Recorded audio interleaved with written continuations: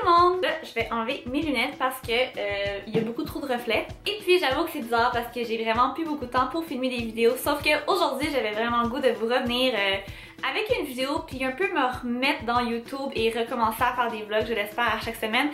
C'est pas une promesse, je vais vraiment me croiser les doigts. J'ai décidé de vous faire un genre de get the look où vous présenter mon look favori pour le printemps. Et puis c'est ça, je vais juste vous présenter un peu comme mes essentiels puis ce que j'utilise comme produit pour arriver à ce look-ci. Et puis comme vous le savez, je suis toujours 100% honnête avec vous, donc je dois vous l'avouer que c'est une collaboration avec John Frida. Donc j'en profite en même temps dans la vidéo pour vous montrer comment est-ce que je frise mes cheveux et quels produits que j'utilise justement pour y arriver. Et vous allez voir, c'est vraiment hyper simple. Je vous montre deux produits et c'est carrément un shampoing et un revitalisant. Et ensuite je vais vous montrer comment est-ce que j'arrive à faire des espèces de waves comme ça qui sont assez naturelles, je pense. Et vous le savez, là, c'est vraiment pas mon genre d'accepter des contrats avec des compagnies ou des produits que je ne crois pas. Mais vous allez voir que c'est des produits que j'ai déjà utilisés dans le passé, fait que j'étais super contente quand ils m'ont approché parce que honnêtement, là, si vous allez voir mes vidéos favoris du moment, favoris du mois, je crois dans la dernière année en tout cas, je vous en ai parlé de ces shampoings-là puis je vous avais dit que je les avais vraiment beaucoup aimés. Fait que c'est ça. Ok, la première étape justement pour arriver à ce look-ci, c'est vraiment d'être dans la douche et de me laver les cheveux. Et là, vous allez voir que j'ai vraiment eu pas mal de fun à me laver les cheveux. Là. Je trouvais ça vraiment drôle parce que c'est ma mère qui me filmait. Donc, c'est les shampoings John Frida Multitone Revealing de la ligne Brilliant Brunette. Celui-là, comme ça dit, c'est vraiment pour Multitone Revealing. Donc, ça va venir rehausser les éclats puis les tons, les mèches de mes cheveux naturels. Puis honnêtement là, comme je pense que j'ai dit exactement la même chose dans mes favoris du mois il y a quelques temps, mais on voit vraiment la différence dans un shampoing. Les cheveux sont hyper brillants honnêtement là, comme c'est, je sais pas si ça se voit vraiment à la caméra là, mais ouais, quand même, je pense.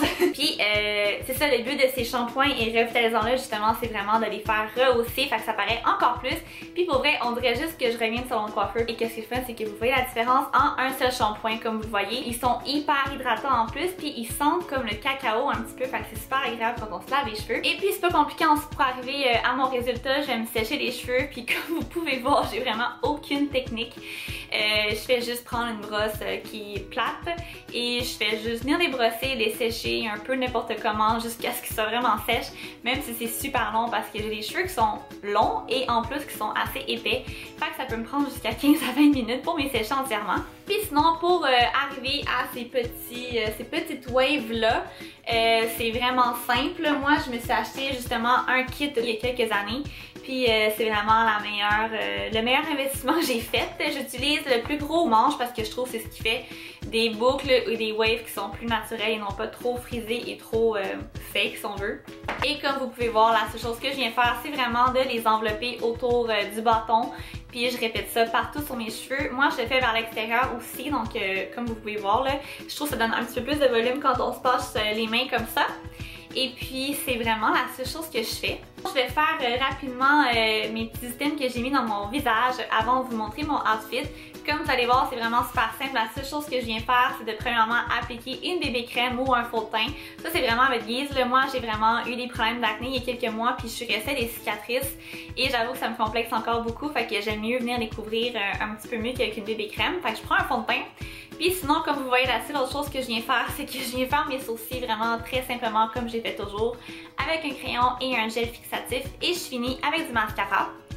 Sinon, pour ce qui est des lèvres, j'avoue que j'alterne pas mal beaucoup. Si vous me connaissez, que vous me suivez depuis super longtemps, vous le savez que je suis une fan des rouges à lèvres qui sont rouges ou qui sont comme sous-ton orangé. Ça va vraiment bien vu que j'ai un teint olive puis les cheveux foncés. Je trouve que c'est vraiment la clé, sauf que j'avoue que récemment, je suis vraiment partie sur les nudes.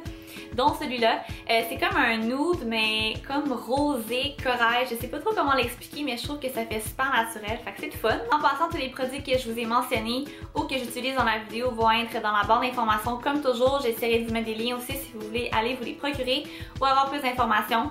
Voilà, maintenant, on va passer au outfit.